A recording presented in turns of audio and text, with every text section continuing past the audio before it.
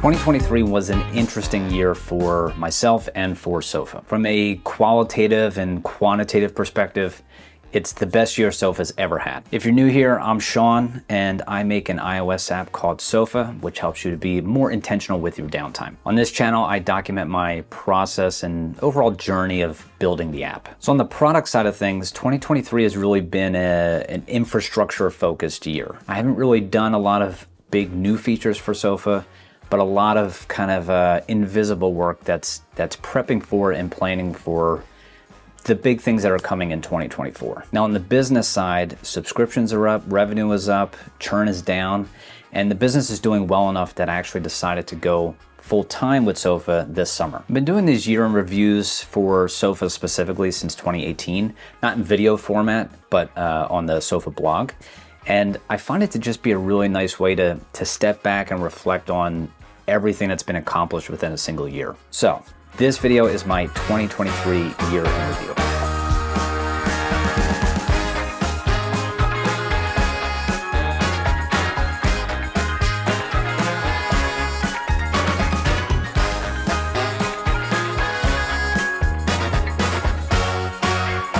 Let's get into the state of the product. So it's been about 5 years since I took over development for Sofa and launched 2.0 back in 2017. And in that time, the world of iOS has changed quite a bit. There's a lot of new APIs and frameworks that are available to use. And myself, I have personally learned a lot and grown a lot as a developer. I hit a point this year where I needed to focus on improving parts of Sofa's infrastructure. And really, 5 years is a pretty long time in the world of technology. Things change pretty drastically in that time. And between frameworks changing, APIs changing, devices changing, and between my own knowledge about development and skill set, there was a lot of things that just needed to be either cleaned up or redone. And a lot of that work needed to happen before I built bigger user-facing features. This led to 2023 being a much quieter year in terms of new features and things that people can actually see within the app. But a lot of that stuff is really going to pay off in 2024 and beyond. So I'm not going to go over everything that I did this year for 2023 with Sofa, but here are some of the more notable highlights. So first is Sofa got Editor's Choice Award in the App Store, which is just blowing my mind even still. So this happened sometime during the summer, and I'll check Sofa's App Store page, maybe once a week, once every 2 weeks, something like that.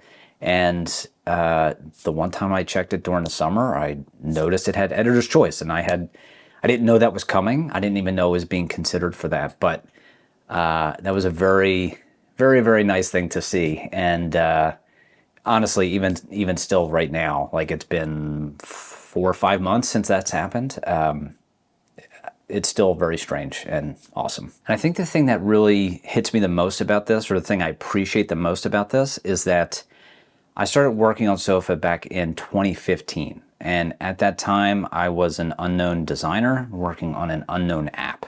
Literally, no one knew about me or any of those things. So having Apple know about Sofa and acknowledge it as a app that is good enough to be Editor's Choice it's just an awesome milestone, and I am very, very thankful and grateful for it. I also did a bunch of pricing updates for Super Sofa this year. Super Sofa is the kind of pro Sofa subscription where you get a bunch of extra features. And honestly, when I first launched the pricing back in 2021, you make your best guess, you do your best analysis to figure out like what's the right price, how do you structure the plans, should there be multiple plans, is it monthly, yearly, whatever.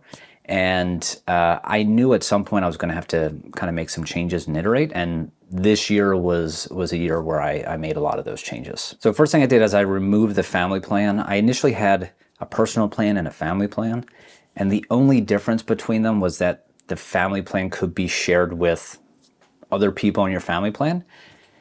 And that made logical sense when I put it together initially, but the more the pricing was out there and the plans were out there, and the more I had to personally explain it, it just felt unnecessary. And it kind of felt nickel and dimey a little bit too. So I decided to just get rid of the family plan and just consolidate everything down into a single plan. So there's not a personal plan or a family plan. It's just a Super Sofa plan. And then you can choose like monthly or yearly. And you can share it with your family. So you still get the family sharing option. And that's all good. So that feels a lot simpler that has felt a lot simpler to explain to people. And it just doesn't feel as nickel and dimey to me. I also reduced the annual plan to $29.99. Before it was $35.99, and this is all US dollars I'm talking about. I know it changes around the world, but also trying to find that kind of sweet spot and fair price point for a product like this. You know, it's, if you really look at the numbers, it's only a couple dollars difference per year, but there is a psychological aspect of being under $30 a year, and you know, it nets out to like $2.50 a month, which is extremely affordable for software. So I think the $29.99, that's a more recent change, and that's something that, you know, I'll see how that kind of goes over the next couple of months, next year, that kind of thing. But that also feels like a good change, and something that I feel much more confident talking about the product and the plans and sharing the pricing. And the last thing I did is I redesigned the pricing page inside the app. This is something that I was working on during the summer and kind of got out in the fall. Really the main thing I wanted to do with this page, I made a whole video about it so you can go watch it, but I really wanted to put emphasis on the annual plan, because really if someone is going to subscribe to Sofa, Super Sofa, the annual plan is better for everybody. It's better for me as the business, and it's better for them as well, because they don't have to worry about the month-to-month stuff, and it's actually cheaper per month if they just sign up for a whole year as opposed to the month-to-month stuff. So again, I did a whole video about that, so you can go watch it, but that was all the pricing stuff that I did this year. During the summer, I had to rip board games out of the app, not fully, but the source I was using for board game data I had to remove because they went out of business. It was a very unexpected thing, and I woke up to some emails from people one morning and they're saying, hey, board games aren't working. And when I dove a little deeper, I found that the board game service was closed, just like that. No real warning or anything. I also made a video about that if you want to go watch and see all the details, but that was a fun/not fun thing to resolve and figure out. But anyway, still notable for 2023. Now, even though I didn't release any big new features for 2023, there was still a lot of refinements that I added to the app. And I guess more, you could, call them quality of life updates, where, just making the little things a lot nicer, a little bit better. So I'll just kind of run through those really fast. So I redesigned the settings page and added a fiddly things settings, which makes customizing the experience a lot better. You can now expand and collapse groups of lists. If you tap the Sofa logo in the top title bar, you get a nice little surprise. There's a whole new picker view for groups and lists when you're trying to choose which group to put something in or which list to put something in. I added localization for search results. So if you are outside the US, your search results, depending on the various sources that you search, will be a lot better and show better local results. And then I implemented a way to send remote announcements to people. I had used this for the Black Friday sale that I did. And honestly, the main trigger for this was the board games stuff that happened, where I had to remove it. And then I was like, well, how do I tell people that this is happening? So now if something strange happens in the future, I have a nice way to let everyone know about it within the app. So like I said before, I've been working on Sofa technically since 2015. That was like the first OG version. And then when I took over all development for it, it was in 2017. So I've been working on Sofa and thinking about Sofa as a product for, about 8-9 years-ish, that kind of thing. Every year that goes by, I learn stuff about it. I learn stuff about the product that I had never thought about. People give me feedback about the product that I didn't anticipate, different ways that it's being used or not used. And I wanted to start capturing, what I learned within a single year about the product for myself, obviously. But, I think it's interesting to also share some of those things too, because if you're someone who makes products like this, whether it's software or physical stuff, you're making a bunch of assumptions about the initial experience. And you can test those things with people as part of doing research. You can validate those things, but you really don't know until it's out there and people are using it for some period of time. And then you have to be following up with people and getting that feedback. And that stuff is really valuable because it either reinforces the assumptions and confirms them, or it says, those assumptions weren't correct and you need to make a change. And something has to change, whether that's a drastic change, little change, whatever. So the first major thing I learned about SOFA in 2023 is that SOFA is more of a single player experience. So at the end of 2022, I released a feature called Shared List. And this is where through your iCloud accounts, you could share and collaborate on lists with other people. And the idea, the most common idea that I was thinking of here was that, couples would be doing this, whether it's, your spouse, your boyfriend, girlfriend, whatever, and that you would have these shared lists. You could have shared lists of movies you want to watch or shows you want to watch, those kinds of things. On the surface, that's like, yeah, that sounds like a great idea. It sounds like something many people would want to do. Turns out that that's not actually true in terms of how SOFA is used. First, I could see in my metrics that the number of shared lists created versus non-shared lists was just incredibly low and not something that many people were doing. Now, again, you don't want to just look at metrics to see, well, why is that happening, or make assumptions about that. Could be a bunch of reasons. Maybe they didn't know it was there. I do put up like a beta, because it is like a beta feature, so I put up a little screen showing that. So maybe that kind of scared a bunch of people off. But still, I could see that it was not as heavily used as I was thinking it was going to be. Now, when I followed up about this, instead of just looking at metrics, some of the stories I was hearing was that, yeah, I tried to get my partner or spouse to download the app and to have this shared list. And even if people got their partner to download SOFA and then, have the shared list and everything, their partner wasn't really using it. It was really the one person who was kind of owning and driving that list and using it. And a lot of people would say that their spouse or partner would just ask them like, hey, what's next on the list? Instead of them opening the app themselves or adding stuff to it or whatever, it was easier to just have one person who was kind of owning it and then just talk to them. It was funny hearing that because that was the exact experience that I was having with my wife, where I actually make this app, and she was like, well, I'll just ask you, like, what's on the list, that kind of thing. This is like a very humbling thing to learn because this is a feature that I was so excited about and worked very hard on to get working. And it turns out it wasn't really that popular. People didn't really care.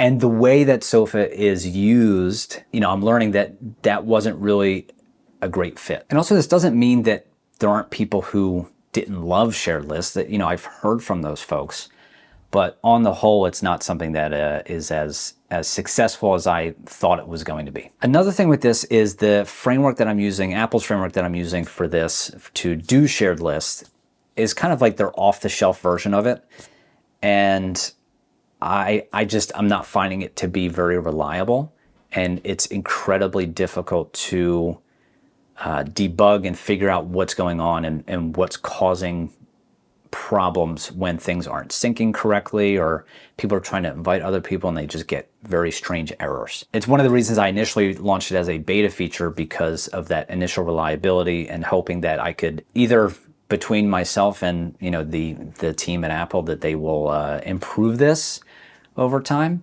and they still may, but it's just not reliable enough for me to promote out of a beta feature. So I actually do plan on removing shared lists entirely from the app. And that'll be coming in the next big update. And I'll share more details about that, so don't worry about it. But yeah, shared lists, not as cool as people think. The next thing I learned is that SOFA is a product that takes time for people to really see the value of. Through various sponsorships that I've done, I've actually experimented with doing free trials for people, whether it's a 1 week free trial or a 1 month free trial. And I haven't really seen good results with that personally. Honestly, the best results I've seen are to give a discount for a full year and have someone buy in for a full year at a discounted price. And then that gives them enough time to really see how the product fits into their life. And that does make sense, because if you do a 1 week trial or a 1 month trial, that's not that much time. And SOFA isn't really a product that you're going to be using every single day or multiple times a day. It's not really designed that way. I would consider sofa a pretty slow product in how it's used. And maybe it's something that you use once a week, once every couple weeks, maybe use it every day, but I think you really need at least a full year to really see how it fits into your life. And by doing the 1 week and the 1 month free trials, I learned that doing those trials aren't really worth it. People need a longer stretch of time to do things. This does present some challenges for marketing the app and kind of encouraging people to give it a shot. I don't know. I kind of like that it's a slow product. I personally like and use products that are like that. I'm okay with sofa being like that as well, and I kind of want to push it more in that direction. The last major thing I've learned about sofa this year is that I'm really going to be leaning into flexibility. And flexibility has been a core part of how I've approached designing and building sofa. But this year specifically, if it's really solidified for me that I'm going to be leaning into this very, very heavily. So if you think about the function of sofa, right, it's essentially a list-making tool. So you can make lists, and then you put stuff in those lists. And those things you can put in are movies, books, TV shows, video games, that kind of stuff. The primary tools that people use for this stuff today are things like Apple Notes, and reminders, and that's really on like the very simple end of things. And then you have this group of people that go much more extreme, and they do things in spreadsheets, or they use Notion or Airtable. And these are all very different tools that are being used to solve very similar problems. And if you think something like Apple Notes is it's just dead simple, and it's so easy to get started, to open up and to start adding stuff to. And it's ubiquitous across all of your Apple devices, whether it's on an iPhone, an iPad, or a Mac. And things like spreadsheets or Notion or Airtable are used for people who want a high degree of flexibility. Like maybe they want to create their own complex tagging system, or they want to add very specific fields to the things that they're tracking, like the books that they're tracking. Or maybe they want to add a rating system. Like whatever those things are, they still want simplicity, but they want more flexibility and more things to customize. And there's really a huge UX gap between something like Apple Notes and something like a spreadsheet. And the sweet spot I'm trying to create with sofa is to make something that's as dead simple as Apple Notes, but still has the flexibility and the power of something like a spreadsheet or Notion. It's potentially a very weird and challenging place to be. And the things that I'm working on and building right now, I think will move it in that direction pretty aggressively. So we'll see how that shakes out, but I feel pretty good about that.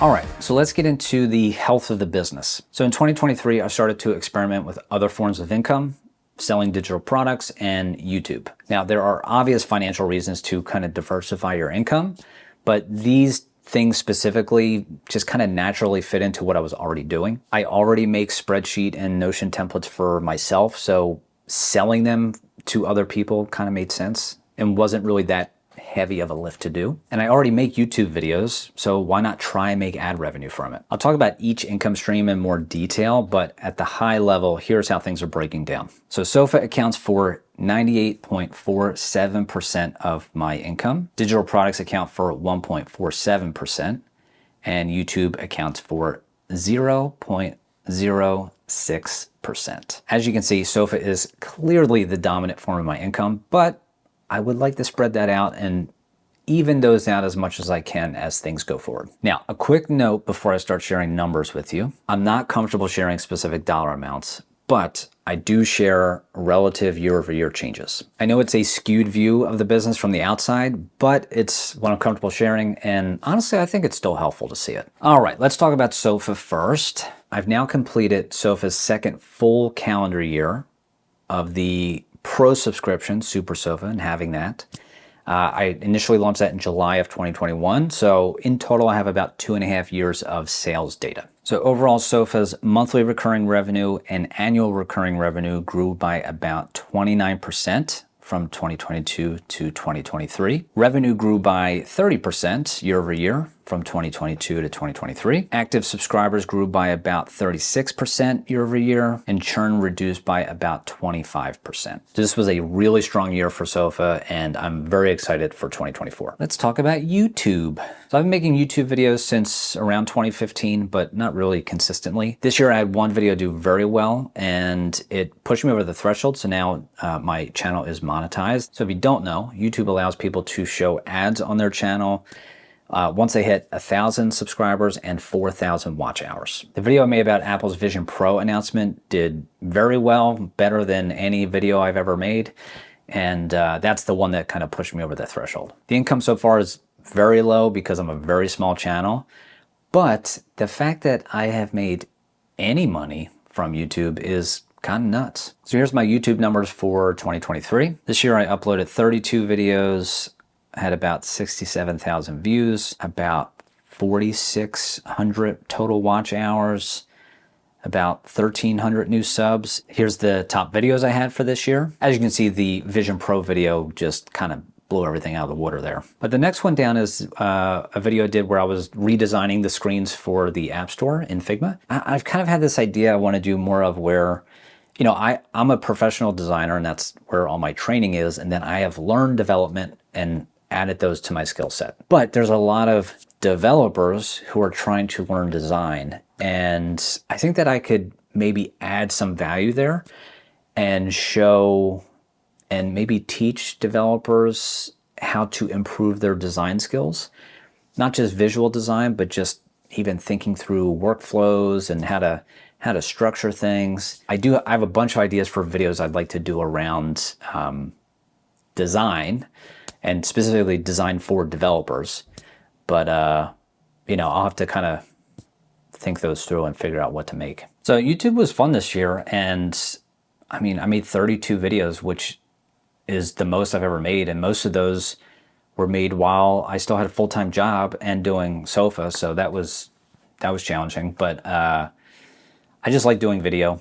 So, you know, I'll definitely be doing more of it. Now, the last thing is selling digital products. So again, I started selling digital products this year, basically spreadsheet templates and Notion templates. And these are templates that I use every day or every week, and I had already made them for myself. So again, like turning them into a sellable thing was not that challenging because I already kind of did all the hard work. I tried a couple different channels for selling this stuff. I was initially with Gumroad, and then I experimented with Squarespace a little bit, and now I'm just back on Gumroad. Gumroad's nice. I know there was some issue with them taking more percentage or something, but I don't know. They handle a lot of stuff. They make it really easy. And maybe, you know, if this becomes a very large part of the business, then, you know, I can reevaluate that in the future.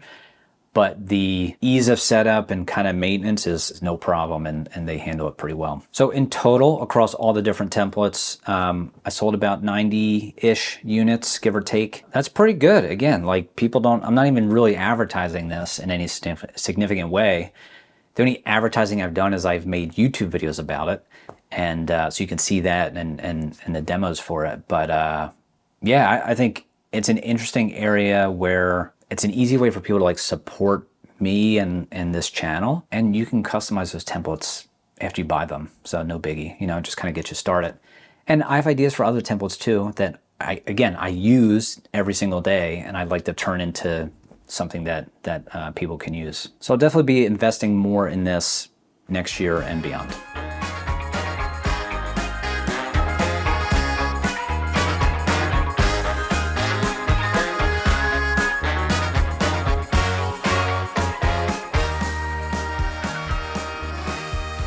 All right, let's talk about spreading the word. When it comes to marketing, I prefer a slow, long-term approach. I'm not trying to maximize every single interaction I have today with people. I'm much more focused on building a strong, trustworthy brand for Sofa and for myself. So there's two primary ways that I'm focused on spreading the word about Sofa and the various things I do. First one is paid marketing, and the second is creating content. So with the amount of competition and noise within the mobile app space, I don't even know, do you call it the mobile app space, I guess? The volume of stuff out there is just so high. Paying for attention, paid marketing, that kind of stuff, I just see it as a necessary part of doing things. So in 2023, I did 8 sponsorships total across podcasts, YouTube channels, and I did one giveaway with Mac Stories. This type of advertising is more brand advertising focused, which makes it much more challenging to kind of track the results and to see like, oh, did this sponsorship perform better than that sponsorship? Because some of those things happen right away, and some of those are more long tail effects. I'd actually plan to do more paid advertising in 2023, but I had to make a little adjustment when I went full-time with Sofa in the middle of the year. I'll talk about that more soon. But I plan to resume paid advertising for 2024. I'd also like to start expanding outside of just kind of the tech world. And I have some ideas on different areas to start moving into. But I feel like I need to think through, well, how do I explain the product in the same way as I would to a tech audience? I don't think so. So I need to kind of think about that and figure it out. Now, I did a Black Friday sale this year for the first time ever. I'm going to count that as paid marketing because I'm giving people a significant discount up front to subscribe to an annual plan. People may not attribute that to paid marketing, but I don't know. I feel like I paid for it. So the sale was 50% off an annual Super Sofa subscription. That's really hard to say. I didn't really know how this was going to go either, but honestly, I was pleasantly surprised. I didn't really have any expectations for this because, again, I never done it. I struggled to find information of how others did with this in the past as well, but I am very, very happy I did it and will very likely be doing it again. I saw a big jump in subscriptions, and November of 2023 was the best month that Sofa's ever had. All right, so let's talk about creating my own content. Talking about myself and the work I do does not come naturally. I've made a bunch of videos so far on YouTube since 2015, but it is still super weird to talk to a camera by yourself in a room. It's just weird. I don't know what else to say. It's I'm still not used to it. And I mean, think about that. I did over 30 videos this year alone in 2023, and it's still weird. But if I want things to grow, I have to fight through that discomfort. I just have to. And paid marketing gets expensive very quickly and requires a lot of trial and error. So the thing I like about creating my own content is it is free financially. I just have to put my time into it. It gives me just a place to experiment with ideas that I have or ways of explaining things to see what works, what doesn't. And then I can take a lot of that thinking and those ideas and apply them to the paid marketing side. And when I think about the format of the content I can make, because there's so many ways to do this today, I just love video. I love video like this. I watch a ton of video, and the process of writing, of setting up, the lights, the set, camera gear, editing, all that stuff, I find it to be really fun. And it takes way longer than anything else. Like sometimes I'm like, oh, I wish I just like wrote a blog. And when I talk about video, I'm mostly talking about long form video. I have experimented with some short form stuff this year, and I don't really know what to think of it, to be honest. Personally, I do not enjoy it. I find it to be too chaotic, and there's just no room for nuance. And a lot of stuff that I'm talking about and making videos about, they're nuanced and they require more time and space to like lay out the idea and to communicate and share and that kind of stuff. So I personally prefer long form video. I don't know if that'll decline over time with how people watch stuff, but it's what I enjoy the most. And that's why obviously I have a YouTube channel. It's the best or the only real vehicle or channel to put stuff like this today. I mean, where else would you put long form video stuff today? Honestly, like YouTube is really the only place to go. Now, if someone asked me what my YouTube channel is about, I never really knew how to answer that question because I was just kind of figuring things out. And I think after a couple years and making a bunch of videos, I feel like I have a better idea of what that is. And really, this is really just to document my work, right? It's kind of the behind the scenes of how I make Sofa and the various other parts of the work that I do.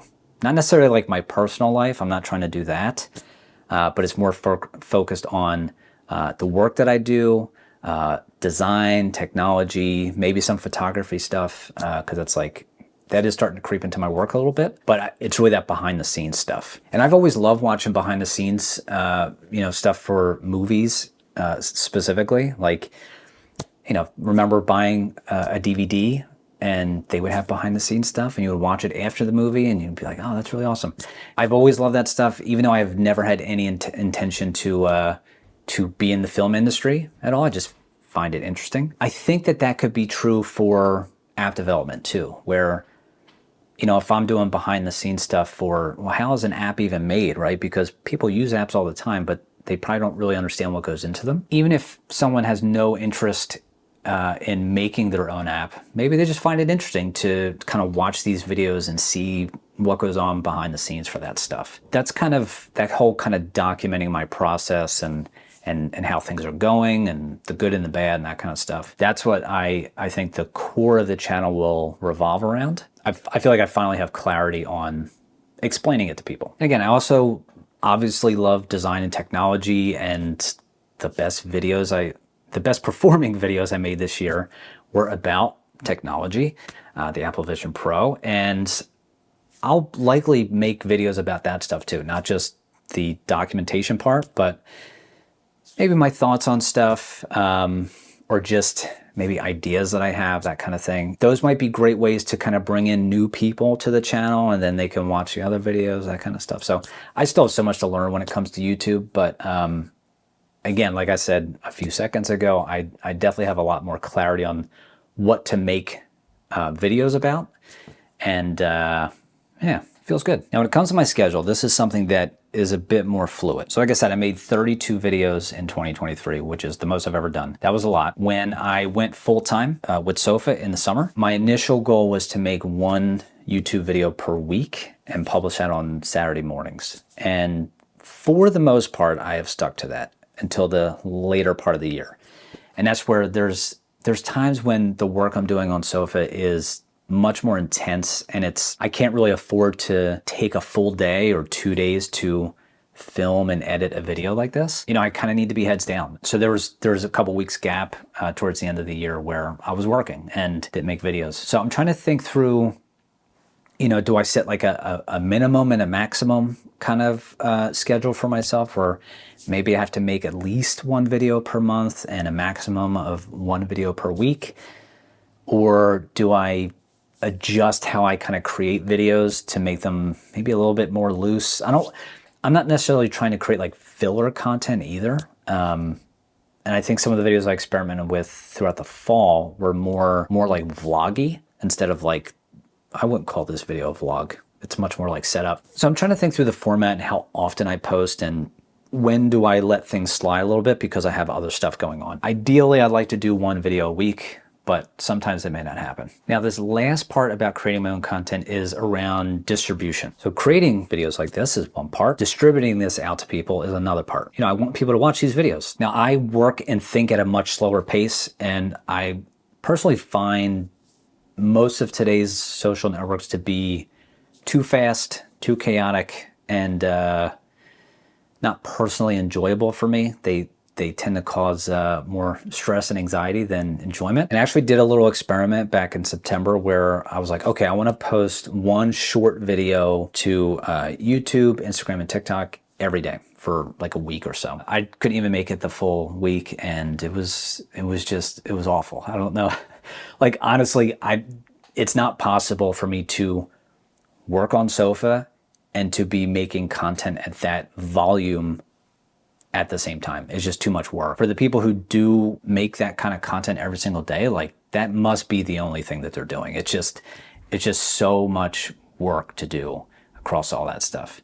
And that led to a lot of questions of, well, okay, do I have to be on every social network and platform? Like, I'm not on Snapchat. I never even thought about that until just now. When I raised that question, really the answer I came back with was, no, I don't have to be on every single platform. Sofa itself is not on every single platform. Sofa is on the iPhone, the iPad, and it's on Apple Silicon Macs, but it's not on the web, it's not on Android and future platforms, that kind of stuff. So I have already made very conscious decisions on what I'm going to focus on and what I'm not. And when it comes to this part of my work, I think I need to make those same decisions. So at this point, I'm mostly viewing social media as a distribution platform, not really a community platform. I think it's debatable whether it's ever really been a community platform. It's really going to be distribution for me. When I have something to say or something to share, I will post it on those things. And then people can kind of follow there. That's kind of where my head's at with a lot of this stuff. And honestly, who knows? Halfway through 2024, I might just delete all my social media stuff because I find it to be so stressful. So my main forms of distribution are going to be YouTube, various newsletters I have for both Sofa and myself, and then the Discord channel. So obviously YouTube, this is the channel you are watching right now. So if you like this stuff so far, you can subscribe and get more in the future. I also have 2 newsletters. One is just for Sofa stuff. So if you just want to get Sofa updates, you can sign up for that. And the other is more, you still get Sofa updates, but more of my other stuff too. So like any new videos that I make, or any new templates that I have available, if you want to check out, that kind of thing. So it's a little more expansive outside of just the Sofa stuff. I will have links to both of those in the description if you want to sign up, but that's going to be a great way to kind of get access to what I'm working on. The last one is Discord, and this is specifically for Sofa. And this is really like the Sofa community. So if you are a fan of Sofa and want to talk and hang out with other Sofa users or give me direct feedback for things, you can join the Sofa Discord. And again, that link is also in the description. And again, I am on Threads, I am on Instagram, that kind of stuff, and my use of those things really goes up and down. You are welcome to reach out on those platforms and to say hello, and I may share stuff on those platforms. At this point, it doesn't feel like as solid as these other avenues. So, take that with a grain of salt. So I talked about earlier how I focused on, for paid marketing specifically, I'm focused on this kind of brand advertising. And I've been doing that for the past, say, 2 years, where sponsoring podcasts, some blogs, and YouTube channels. And again, it's hard to measure that stuff. It's hard to know exactly which parts are working versus not. But there have been some anecdotal stories that I've heard this year, either personally or through other people, that make me think that, okay, this might be working. So first, my cousin who lives in LA, one of his coworkers is a Sofa user. And my cousin did not tell him about the app at all. It's just something that he found. And I asked my cousin to follow up, like, how did he find it? He couldn't remember. But they were talking about movies one day and his coworker was using the app and he goes, what app is that? He goes, oh, it's Sofa. It's really good, blah, blah, blah. Hearing something like that is kind of wild because I'm like, oh, how did that person find it? Like, that's the thing I want to know the most. But again, it's pretty wild to think that something I made on the East Coast of the US, someone just on the West Coast is like, oh yeah, just use it. No big deal. There's also been some, I guess like influencer type people or content creator type people that I've interacted with who unprompted, they have said, oh yeah, I've heard of Sofa, right? They may not use it, but they have heard of it. And that kind of stuff, again, reinforces the fact that, okay, this brand advertising might be working. And again, it takes time for that stuff to work because the other thing is like, I don't know, I feel like it's pretty uncommon for someone to come across a new product or service, see it one time, and then immediately sign up or immediately try it out. There's a lot of stuff that takes time and, you may have to see it or hear about it a number of times. And I don't know what that number is. I don't know if it's 5 times or 10 times or whatever. I feel confident that with enough persistence over time and consistently messaging out to people that I can kind of get there. I also had some interactions with some Apple folks during WWDC, just remotely, and that, initially you think they're just being polite, like, oh yeah, I know the app, blah, blah, blah. But then some people gave very specific feedback for the app, like feature requests, things that they wanted, which was also very nice. And then the App Store Editor's Choice thing, like that's another anecdotal thing that, it's hard to connect the dots of how all that stuff happened, but it's possible that the brand advertising is doing that. It's also possible that I am just telling myself these stories to make it be like, yeah, the money I spent for that advertising was worth it. So, but I don't know. I'm going to be doing more of it, so whatever.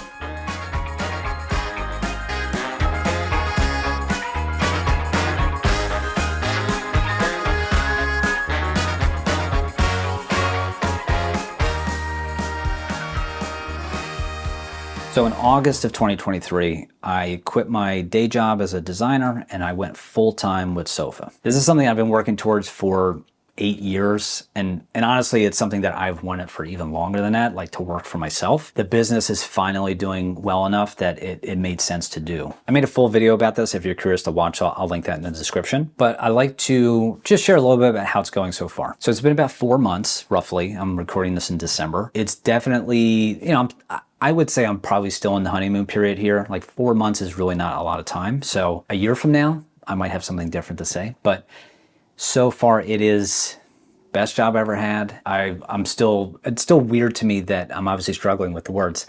It's still very weird to me that it's real, that I kind of feel like it's starting to go away now, but I kind of feel like I'll probably end up going back to the job because this just feels like this weird extended vacation or something like that. Yeah, so it hasn't fully sunk in yet, and it's been 4 months. I'm so thankful that I can wake up and focus on the things that I want to focus on and work on those things. And I feel lucky enough that people enjoy the work that I do at Sofa enough to pay for it and to be able to allow me to do this.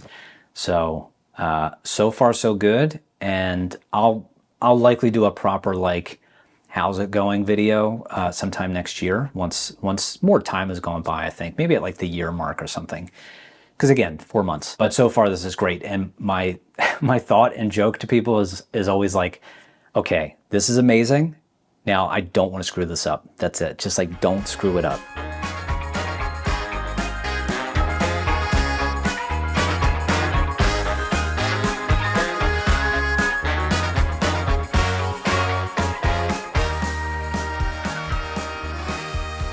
All right, so 2023 was great, but what is next for Sofa? What's going to happen? Since May of 2023, I've been working on a lot of infrastructure stuff, but also feature work that is going to be launching in 2024. And this is things like custom categories, ingredients, and smart lists. A lot of these things really have to be bundled together because they work together, they're intertwined, and if I just launch one feature without the other, it wouldn't be as interesting or exciting. And I've actually been sharing a lot of the progress with this stuff here on the YouTube channel and even some stuff on Threads. There's plenty of videos you can go watch on this channel of what I'm working on here. This is definitely the biggest and most ambitious stuff that I've been working on for the app since I started. It's going to take the product in a really interesting direction that I think is going to give people a lot of power and flexibility without having to sacrifice a nice, simple experience that is super fast. It works great on their phone and their iPad, and they don't have to feel like they're working to make this thing do what they want. And all this stuff is really going to make Sofa just so much more flexible for people, which again, that flexibility is something that I think is just really valuable. And people are going to be able to make the app fit how their brain works and the ways that they want to categorize stuff. And I think these changes are really going to turn Sofa into the best one-stop shop for managing all your downtime stuff. So if you want to stay up to date with all those things, again, subscribe here on the YouTube channel, subscribe to one of the newsletters. You can follow me on Threads or Sofa on Threads, that kind of stuff. I'll have all those links in the description. But if you want to stay up to date, I'll be launching that stuff in 2024.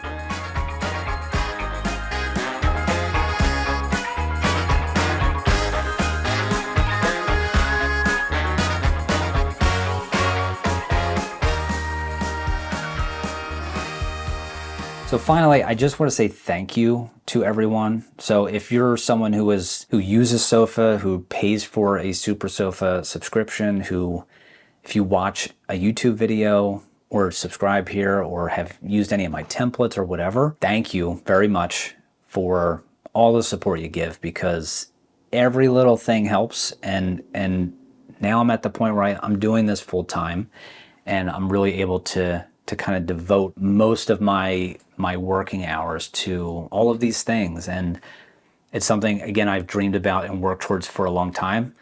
But it's not just, it's not enough to just say, oh, I have this dream, I'm going to go do it. You have to make stuff that people like. And so far, enough people like these things. And I'm extremely thankful for that. So thank you so much for everything. And I will see you next year. Bye.